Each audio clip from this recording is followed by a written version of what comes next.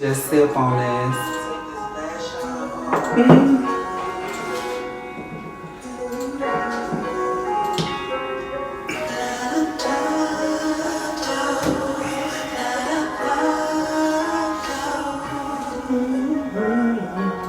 This is actually Bugz song. No. I can't with you. I like this song. Yeah, but this is Bugz song.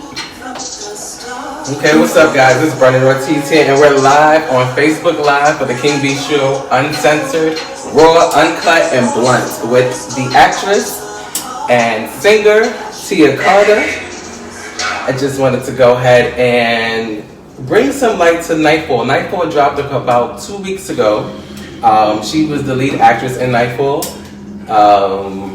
What else? She was the production photographer in Nightfall.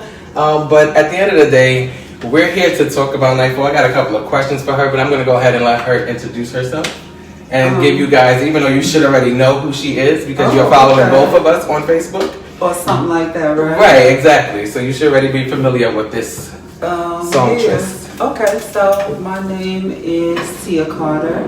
I'm from Brooklyn, New York via St. Louis, Missouri. And I am many things. Singer, recording artist, actress now, photographer, videographer, producer. I do a lot. Okay, so like we said, we're going to talk about Nightfall. It's going to sound scripted and stuff because I do have a couple of questions here that are scripted. It's not scripted. But it ain't, she's not going to be scripted. So, my first question, like I told you, we're going to start off smooth and slow, and then we're going to spice it up. Okay. But the first question is, how were you introduced to Nightfall? Like, how did you become Allura? Like, how did the process, did you get into casting, or were you just chosen? Like, how did that process go? Okay, so what initially happened was I was living in Georgia at the time, and I was still had my place in New York. I was coming back and forth. And I did the first photo shoot that Bugz and I did. And he and Seven were in, talking about something. Seven initially wanted to use my roof because he liked the backdrop. And who's Seven? Just for the audience. Seven is the producer. The director of Nightfall. Okay. Yeah. So he wanted to use the roof to do some photos. Or to use it for a scene, which he used. He used it at the beginning of the movie. But when he saw me, he was like, he wanted me to ask me, did I act, and wanted me to come to audition for the role. Okay. So it was on my birthday that year. I never forget. I flew to New York. I auditioned. It was a lot of people came to the audition. I got the part. And it just started from there. Okay, so you auditioned for the part, you got the part. How was the auditions? Like, were a lot of casting? How did the casting go? Because I know initially there was a first filming session that they had. This was the secondary session that they had. Yeah. And so how did you get a part of that? Were you a part of the first session, or did you? No, I think from his words, he wasn't satisfied with the first casting, so he wanted to shoot it in New York. No, but I auditioned like everybody else. I wasn't really worried about it because I kind of felt like I had the part because I knew that he was very interested in my look for the part of Allura. Okay. So yeah, so I kind of knew I had it, but yeah, and I ended up moving back to New York that summer and just helping with every facet of the film. So that's how that started. Okay, so you said you worked on every facet of the film. Before we get into that part of it, I want to go ahead and get into the part as far as what drew you to, what made you want to play Allura after you was casted for the scene, after you seeing the script? I don't know, because she was nasty and I thought it would be fun to play her, because I think at that point in life, I was just like being a good girl and a nice girl and really not wanting to rub people the wrong way and stuff like that. But Allura was like totally opposite of that. And I don't know. I just loved it. Yeah, I like to, curse, and I wanted to play a whore. Like, so it was right up my alley. Okay, so in the film, your lead actor was Sharif, who Lucano played Sharif. Mm-hmm. With that being said, because Lucano is a heterosexual male. Okay, and I'm a heterosexual woman. Right, right. But how did that make you feel after disclosing your transition, if that makes sense? I don't even know if you really disclosed. I didn't really feel no type of way because that's the norm for me. I'm comfortable interacting with anybody. I don't let people make me feel inferior or, so it was like we, two actors. I, wasn't too much in my head about it. Okay. And you wasn't in your head about it, so how these sex scenes go? You was just like, all right, let me lift this leg up and let's get it popping. No, and I really did all. I was topless a lot in the movie and all type of stuff. But I just felt like to play on that sexiness because that's how a lot of girls like me are, and that's just how it is, especially if you're doing sex work, they come into your house, it is what it is. So I was trying to be as true to the role as I could, like based off experience from girls that I knew or whatever the case may be. Okay, so as we get into that, we spoke about your comfortability in the sex scenes. We spoke about that. And how could you personally relate to Allura?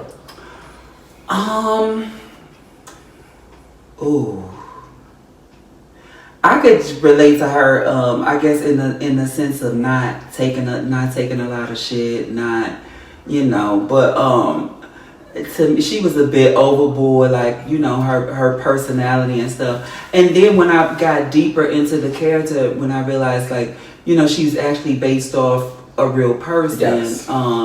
And ballroom and stuff like that. So I wanted to get into that. I didn't really personally know Yolanda myself. Mm-hmm.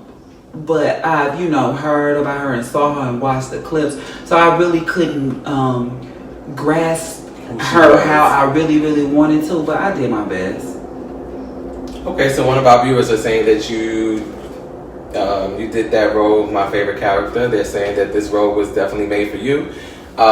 So we're gonna go into your production part. How did that happen? Because when you're an actor, you're an actor. You're casted for a role. They have a production team. The production team does the production, and everyone has a role. So everyone plays their role. It's in any job you're giving a role, and that's the role that you do. Sometimes you're having to do more above what you're supposed to do, but at the end of the day, you're solely supposed to do your job and your job solely.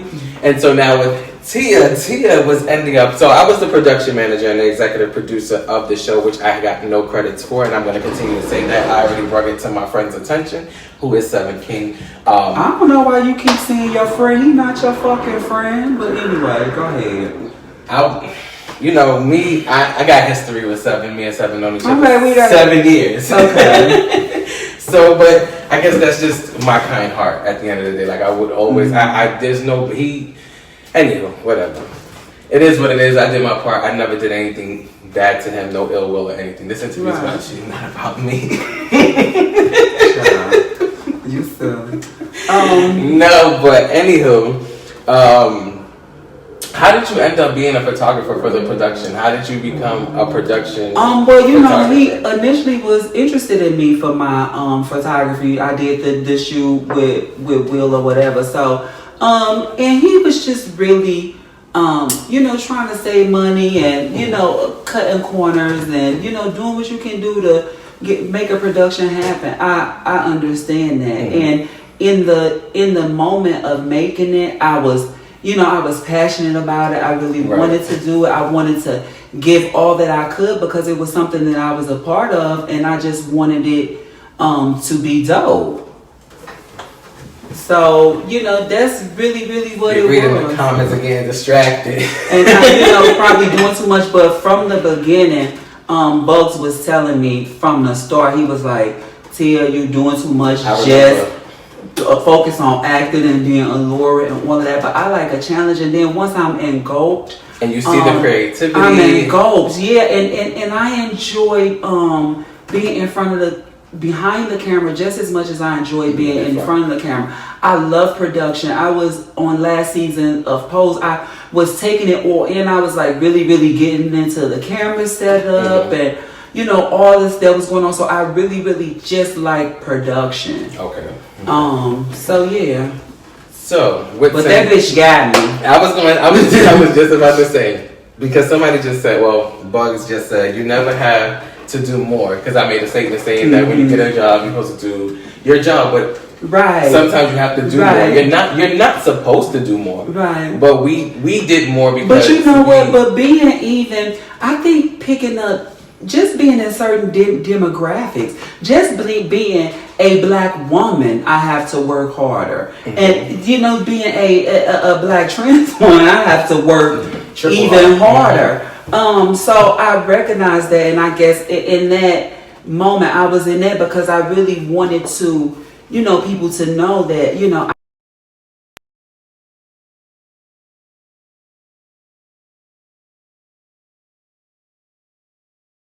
I can do this and I have talent, and give me an opportunity, because I really just wanted an opportunity. You did a wonderful job acting. You did a wonderful job taking the photos, especially when because you guys don't know half of the story. Like, we did the production 2 years ago in April in 2018. That lasted about 4 months. It extended into 6 months, and then we came back the next year and continued to film and do voiceovers. Yeah. And then we did a commercial for a clothing line that we never seen. And I was there, through that whole process. Me and Seven never really had one crossword, and after the voiceovers was done, they came to do the voiceovers. It was a stressful week. There was a bunch of people in and out of my house because, again, I volunteered my space to be room and board, and people could come and do voiceovers and all of this stuff. And I just feel like after he got all of that, that's when, he started the bullshit. It was we were supposed to go to a march in D.C. After that week, I decided I didn't want to go. I wanted to stay home and rest. I didn't rest. People were in my house. They had took over my bed. I didn't want to. I just wanted to rest. So that was the fallout. That was the fallout. Like, Seven went online and made a post about loyalty or something, and it was referring to me, and I was upset because I was like, bitch, I've been here for 2 years. I've been down. I've ride with this. I haven't. You know what I'm saying? Like, I just believing in your project, but I don't know what's wrong with him mentally that, just even now he put the movie up. Who in their right mind puts the movie up for a premiere and for a few hours? It's disrespectful just because you mad. Negativity that was projected towards him, and that's something that you have in this industry. But it's gonna happen. Well, he thought he was just gonna get all positive feedback. Like, that's not what it is. But I don't think that he will be successful in things that he's doing, because I think that his reputation is already fucked. It's taunting. I don't really, even going into this project, people was telling me, don't work with him, and his reputation is already there, so I don't have to say anything. I just was proud of the work that I did in Nightfall, and so that's that. But it's disrespectful to all the people who've been in. People want to see. I had a girlfriend of mine who messaged him asking about the movie, and he blocked her. You know what I'm saying? I don't respect him as a man. Nightfall, or the other project he was working on? What was that other Underground Society. I didn't really even want to be a part of that because of what was even going on in that. At first I wanted to be a producer on it, but just the way Seven was moving and the motives behind it. Even he was trying to make up for he was already filming Underground Society with G. Ebony. G. Ebony died during the filming of an overdose, which I think that we could kind of attribute some of that to Seven, because he was there enabling him and you know all of that stuff. You know, buying drugs just so you can get a story. So you know, 7, you were a part of that. You know, and then he tried to come up and do that again. And then I don't like the fact that he's being dishonest with this boy's family because he's lost that footage to Underground Society. He's lost that footage. The footage she was gonna give to the family. Right, and he all in his boy in the family face. You know, going to dinners and shit at their house, thinking that they're gonna see this documentary with their son that passed away. No, let me say no. Don't tell me y'all. Right. I would say I don't know nothing. Well, I'm telling you, I do. I was working with the bitch. I had no respect for 7 at this point, not even as a man. Even at the end of Nightfall, he put all the way down at the bottom Allura and had my name in lowercase letters. Just because he felt some type of way because I didn't want to go to DC after I done already spent a week volunteering my space. I wanted to rest. 7 is not a good person. Morally, you know, he's just a fucked up person. And he is responsible, I think, for G's death. You know, I don't want to say he's responsible for G. No, I didn't allege. No, this is no. Okay, well, allegedly. I think that he had to play a big part in G's death. And tell the fucking people that you lost the footage of it, like thinking they got a movie coming out. Tell them people that you lost that footage. That's why he was in New York. Uncut. I'm just saying. That's why he was in New York. Our viewers are going at me for a second. Let me tell you something. Let me tell you something. It is raw and uncut.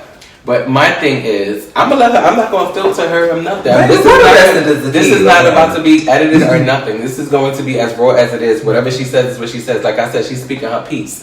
I allegedly, I don't know that he killed the man. He possibly did doing the documentaries, giving these men the drugs so they can get high. Buying them drugs. I don't know. Yeah. Allegedly. I don't want to get sued. Because he came back up here. He came, you know, up here to New York and wanted to make up for the footage that he lost of G. So he, you know, got some people who were willing to smoke meth. He was very adamant of having people smoke meth on film and all this type of stuff. I do remember that he did have a budget or so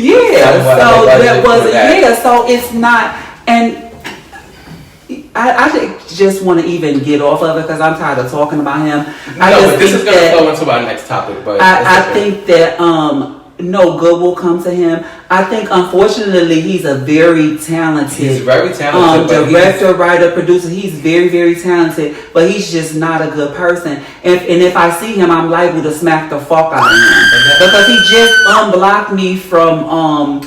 After when Nightfall came out telling me I did a good job and all this. Bitch, I put 2 years of work in with you. I left Atlanta, moved back to New York and all of that. In real life. So if I see that little bitch, I'm going to smack her. I don't even respect him as a man. But anyway, let's move on. Before we move on, I do want to go ahead and I was going to feed off of something you was just saying and I forgot.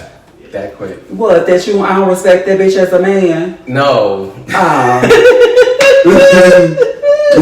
That he a weak ass bitch? No. What? And he can't take how you get 50, 60 likes on a video, but because you get 2 dislikes, you want to take it down when you get mostly positive feedback. He's such a fucking narcissist. This is what I was gonna say. He is a user. What he did was even with me, he and I were not speaking for a long time. And like I said, this interview is not about me. It's mostly about Tia, but I do want to speak my piece as well. He did, I feel like he used this to promote the movie because he knew that the actors and the production needed to promote the movie in order for us to get better viewings. By the last time I seen it, he put it out 2 weeks Thursday, took it down after the production, after the film was done because of the negative feedback. But at the end of the at the end of the movie, it was about 400 views. The next day when Tia, I believe, she told me that she asked him to put it back up. Yeah, because the bitch inboxed me and asked me, when me inboxed me and was trying to have a conversation, and I'm like, yo, I told people to watch the movie, would you put the movie back up? So he was trying to be friendly and asking me if I want to have a party and all this shit. Bitch, I don't want to have no party with you. If you come to New York thinking that somebody gonna have a party with you, you gonna get fucked up. Bitch, I ain't having no fucking party with you. Exactly. Right, exactly. All right, let's just move on. Let's move on from this topic because people are talking about everything else that you got going on, and I want to bring light to that. So you have, like right now, you worked on PartyBoi. That's why I wanted to transition. Oh, okay. So because we can go in on Mr. Yeah, we can. Fucking bitch. He is not giving us a check. He's not putting food on our plates, and he barely. When I see you, I'm smacking you off. So at the end of the day, we're gonna move on to other projects that Tia Carta has worked on. She has worked on PartyBoi, which talks about the Tina epidemic in the LGBT Black community. And I was watching PartyBoi, and I seen that they had a little clip where they found a boy dead, Jamel Moore from West Hollywood, who was found dead in there by a white professional. So everything I was reading, because I work as a patient navigator for the harm reduction opiate prevention department, so I'm in the field, so I see it hands-on, but I don't see the LGBT community. I only see Caucasians, and I only see elderly white people. I don't see Black people. That's your grant. Right. That's my grant. Yeah. I mean, I also come from a work background in community-based organizations. I've also been a patient navigator.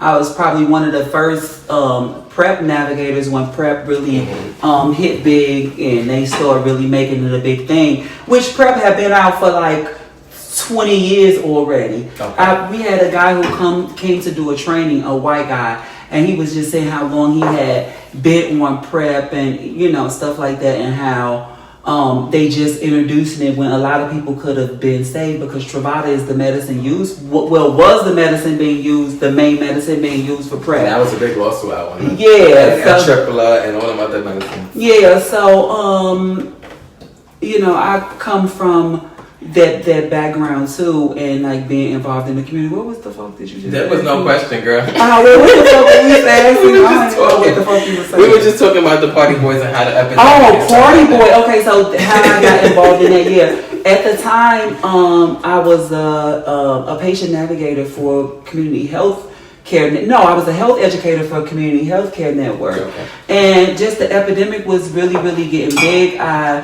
bumped into Michael Rice at a health fair, and, you know, he asked me to be a part of the film, and I brought, at that time, my son Michael in, who was dealing with some meth issues at the time, and we just went from there. Okay. All right. So let's just move away from all these movies, these not old movies, but old projects. We got some new projects coming up. Yo, stream all that Pynk Gorilla music. Go follow Goldie Doll. Go follow Bugz Gutter. Go follow. What's Chad Instagram? I am Chad Bailey. Okay. Yeah. Go do all that right now. Goldie Doll. Yes. That's underscore Goldie Doll. And then they have the Pynk Gorilla team, and that's Chad, Tia, Goldie Doll, sorry boo, don't come for me, and Bugz. They all gonna be on the show that airs tomorrow. Yeah. How can they stream that? So Bugz and Chad, the Pynk Gorilla Effect is coming out tomorrow. It's actually a spin-off from Bugz and Chad from the Circle NYC season 3. So they doing, Nunu decided to. He really had no other choice because Pynk Gorilla on fire. So, you had to have an individual show.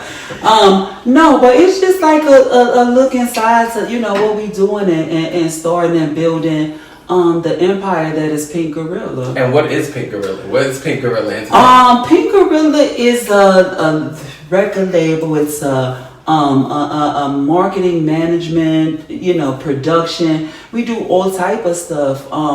Chad does a lot of creative directing. He works with a lot of artists outside of Pynk Gorilla, actually. Just doing creative directing, and just Chad has a very good ear for music. So I think that him and Bugz together make a great team. I really, really love it because they take care of the shit that I don't necessarily like. The other day when we were supposed to think I wasn't worried about nothing but calling in whenever I was supposed to call in and everything, but Bugz was on and he was like, yeah. So that's why I love my team, and it's just a good team. Cause yeah, her team.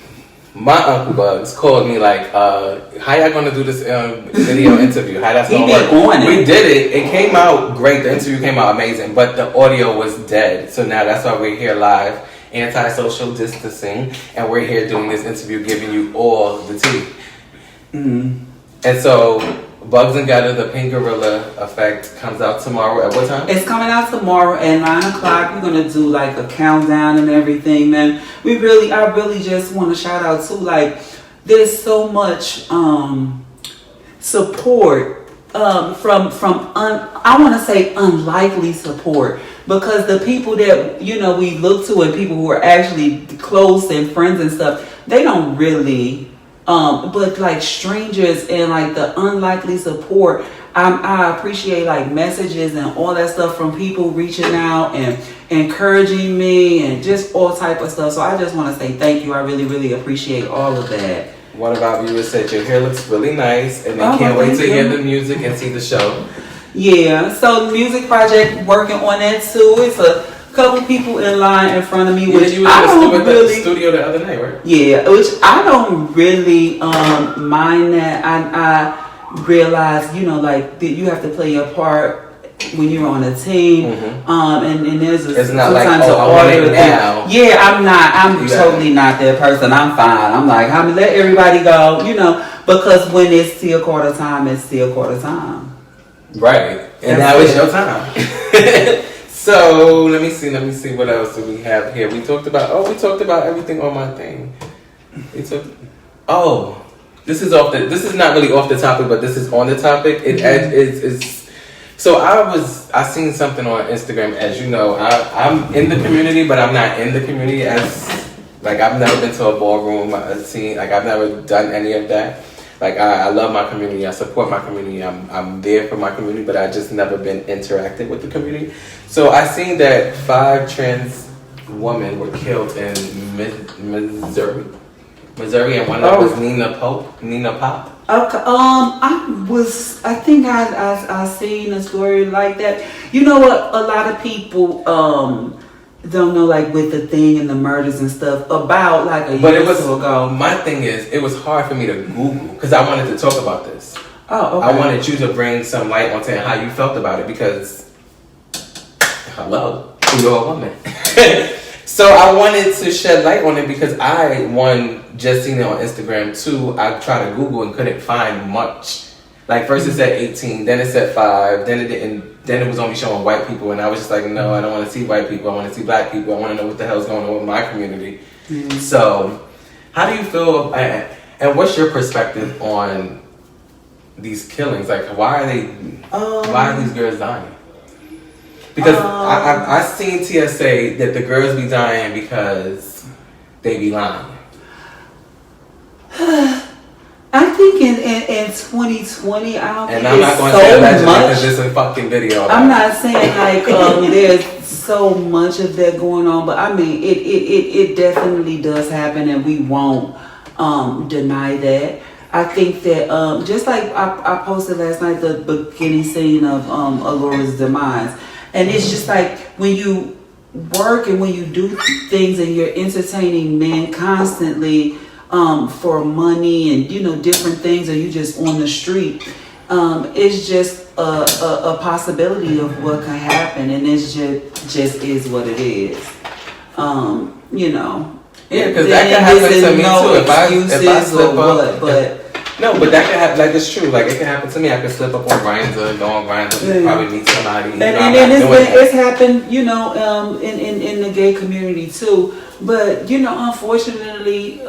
A lot of trans women don't have a lot of opportunities. They don't have the credentials, the education. So a lot of the times that's the choice that they make. And some enjoy it and they just want to do sex work. And that's their right to do that. But I think that a big majority of these murders and things like that are because of situations. But we already know that people hate, our community anyway. So that is what that is. So if somebody has an no, wait, hold up. What happened? Is the audio not clear? Because y'all, Ayoki, I did not say that I think that they're dying because they're lying. I said that T.S. Madison one day said that on her live. So she was ranting and raving about I think it was a lady who got killed because she caught her man or whatever, and she was like, yeah, that's how some of the trans women. I can't remember, but if I find the video, I will attach it. We can't deny that. Girls want to say that that's not. I mean, but it happens. Girls do lie, and I get it. You can get caught up in that moment.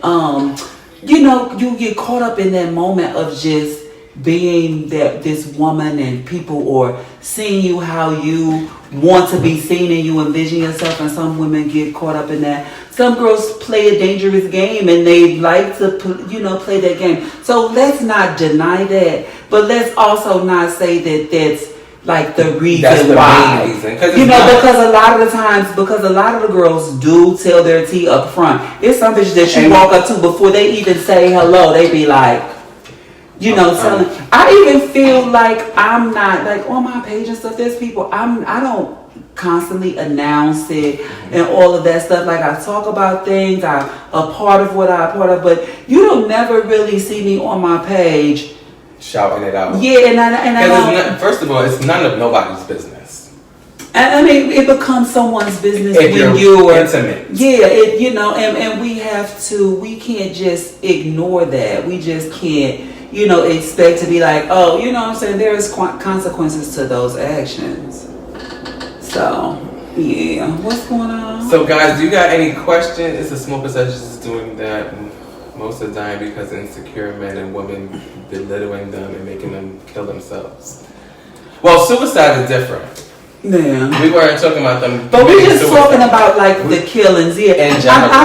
I just want to say, like, some girls just or killed, like, on the streets randomly and stuff. Yeah, that happens. But I feel like, personally, a large majority of the murders are situational. Mm-hmm. Because there was a situation that got out of hand. Mm-hmm. I think that a person that is a trans woman that is involved in sex work and different things like that, I'm not judging that, but I'm just saying the probability of something happening to them is higher. And let's not try to gloss over that. We don't want to put out false information. And we don't want to give the young girls who are coming up these false senses of things. Like when I was coming out, girls was doing stuff like that to me. I had a girlfriend who was offering to get me pumped with silicone and all this stuff. I didn't do it, but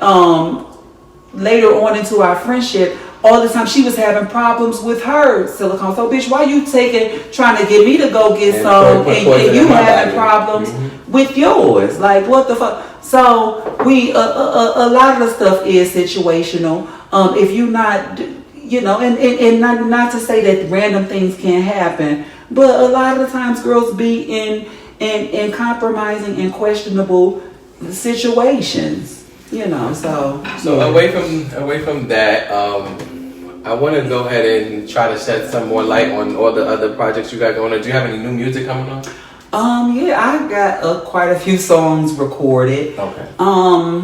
I'm working on more stuff. Bugz has really been on me for creating a little more music. We was just in the studio like the other night. Mm-hmm. So I'm just playing with different things, playing with my sound, and just recording a bunch of music. And we're going to pick out what's best and put a project out. I see myself like, going forward, like doing a lot of production stuff. I kind of want to really get into shooting the music videos and different stuff like that. That was going to be my next question. Are you getting back into acting? You got a new role coming up? Or you going to audition for roles? Or are you going back into Pose? I was supposed to actually be booked for Pose this year, but due to what's going on. Yeah, you know, so we didn't get a chance to do anything. But all of that, I'm just an all around artist, a creative, and you know, I just wanna create on whatever. I don't care if it's taking a picture, making a song,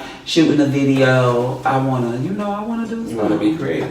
Yeah, a little something. Anything else you want to talk about? Because I don't really got much more to talk about. We done spilled all the tea. She got it off her chest. The people done told me I was coming on to be live and uncut, and then they try to censor me. I did not try to censor you. Walk around here so the kids to get into my own. Oh, look at her little ELC. Let's see. So y'all can get, hey. She talking about I censored her. You was uncut. And I want to go ahead and go give these creative credits over to Tia Carta because because the King B show's been alive for like 4 or 5 years. I come on and off with the radio show, but she put the uncensored, and now I really try not to censor people. I try to let them just speak their mind and let them say what they want to say. Why should we protect people? It's like, why I get tired of protecting people when people do fucked up shit. Like, why I can't call you one and be like, yo, that was fucked up. What you did. It's like, why I can't say call that? them on it. You can't call them on it in this industry. That's what I want to say. In the entertainment industry, you cannot call them on the bullshit. You see when you a bitch that's creative, but you know what? Blacklisted because she called them out. That's cool. I feel like that, but I feel like that's why I'm a part of something where we doing our own thing and creating our own lane. And I'm just not going to be a pushover. Right. And I realize that. And you can't be a yes man. Yo, I can't tell you how many young aspiring girls that want to make changes in their life or whatever. How many people hit me up and telling me that they admire me or something like that, because I'm not going to lay down and just take it. And people it expects you to do that, and then you become the bad person. Anybody that knows me knows that I'm a total sweetheart. You are. But bitch, I will fuck you up too. Yes, I can attest to that, because let me tell you, when I first met Tia, I should have said this in the beginning, but when I first met Tia, I first seen her when we first all got together for a table read. I don't even remember that because that's when I first flew back. So I came from North Carolina. I was in North Carolina, came back to New York, and I flew back here. When I first met Tia, when she walked into the thing, she walked in like, I'm that bitch. And I was just like, mind you, this woman is tall. She's not no little woman. She's not 4 feet. She's a tall woman. So when she walked in, she's already a statement. Now that she has the confidence, she's that bitch. And we want to pull my titties out. So when I seen her, I was like, oh wow. But then when I met her again, like when we actually interacted and spoke, when I met her at the Airbnb that we had. When we had the Airbnb, she walked in, she still walked in. Mind you, she came in like capped, ready, like she was gonna do her makeup no, you wasn't even doing. You was just coming to do mine. I was the crew or something. That's what I'm saying. See, she was always on set, even when she wasn't. Niggas buying food and shit. So that's why when people be like, calm down and don't like talk about something. No, I want to say something, bitch. This movie changed the course of my life. And even though I'm glad I came back to New York, because I would have never, been a part of Pynk and that, probably wouldn't have formed if I wouldn't have been here. So I needed to come back anyway as a part of the plan. But still, I put a lot into that. You just want somebody to. And the shit needs to be streaming. What's his purpose for taking the movie up and down? I don't get it. But anyway. Yo, did I say go stream my people shit? Put my people links up there. Go stream Bugz, go to the Pynk Gorilla Effect. The fuck? I can't. What's this? We're gonna play some Bugz. Gotta play what you gonna do. That's my favorite.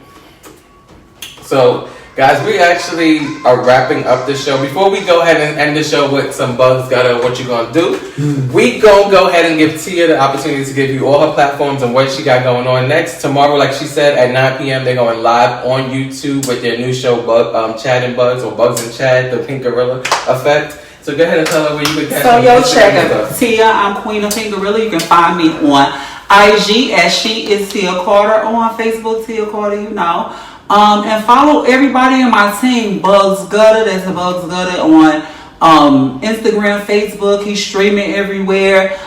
Check out Goldie Doll. She is our baby girl, our princess. We have a new addition, Jabez. So I'm excited about seeing and working with him.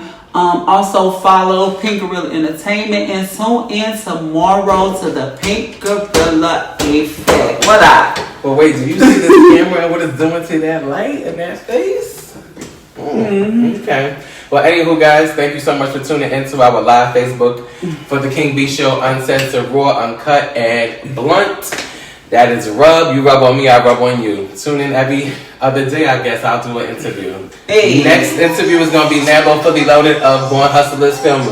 But tune in to Bugz Better. What you going to do? Hey. Hey. You saw my baby. I have a boo, a real boo. For real? I should ask you about your love life. It's alright, don't. I'm just gonna pop up married on bitches. Hey, what you gonna do? Hey. Put the audio in there.